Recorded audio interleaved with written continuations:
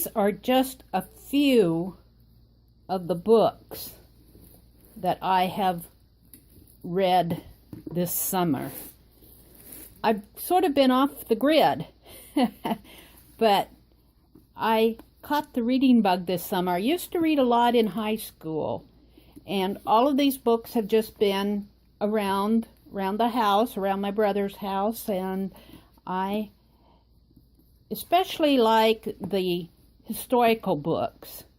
But I am going to write a letter with the theme of reading because I have some thoughts that I want to share with you. Friday, October 28th, 2016. Hello from Mary at The.Meri.Atelier.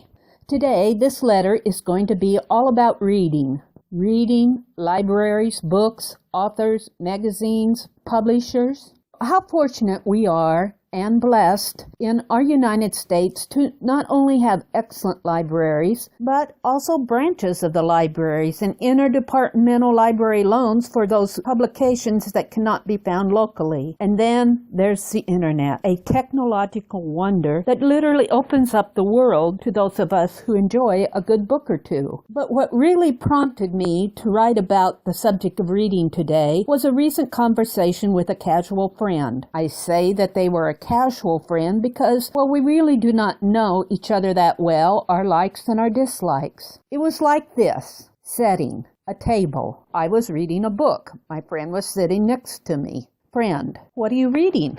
Mary. A book about two cousins. One is an author. She writes books in this story. And the other is a secretary at the Swedish embassy. It's a mystery novel. Friend. I don't like to read. Mary. I do. Reading literally takes you to other worlds and it can educate you. Friend.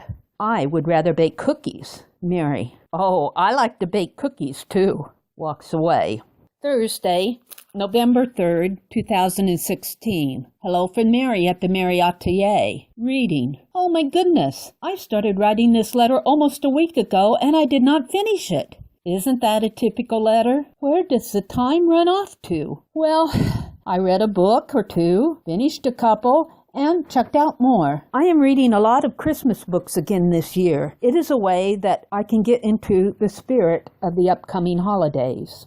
I wanted to include in this now two-part letter another thought about reading that occurred to me as I thought about the verbal exchange with my so-called casual friend about reading. I think reading is also just a little bit about listening. Your mind and your ear is for that time tuned in to the communication the author is expressing in the book. You're listening to what they have to say. It is, in a sense, controlled hearing or listening. You can stop it at any time just by closing the book. Or you can take notes on it. You can write it down. You can also perhaps expand on it with your own thoughts, or you can just ignore it. But one thing that you cannot do is change it. The words on that page have been printed in a permanent alphabet to be received by the reader in whatever way that they may choose. But the words, once printed on that page, cannot be changed. They're there. Well, perhaps some artist may alter them in a work of art, but the author has spoken. It's our responsibility when we read the book to listen. Reading, I think, is a lot about listening. It got me to wonder about those who read voraciously a lot. I wonder if they are not perhaps the better listeners. I took another look at my casual friend and drew the conclusion, yes, in this instance, I think that's a truth.